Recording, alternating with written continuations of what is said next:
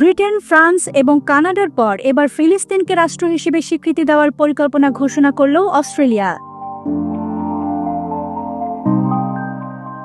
আগামী সেপ্টেম্বরে জাতিসংঘ সাধারণ অধিবেশনে এ সিদ্ধান্ত আনুষ্ঠানিকভাবে গৃহীত হবে বলে জানিয়েছেন দেশটির প্রধানমন্ত্রী অ্যান্থনি আলবানিজ।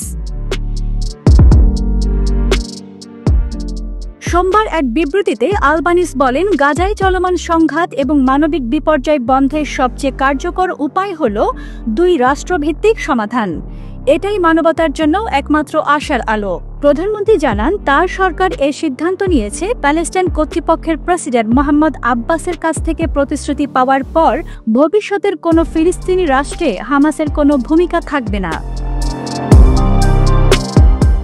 পতাকা সারথি, বাংলাদেশ।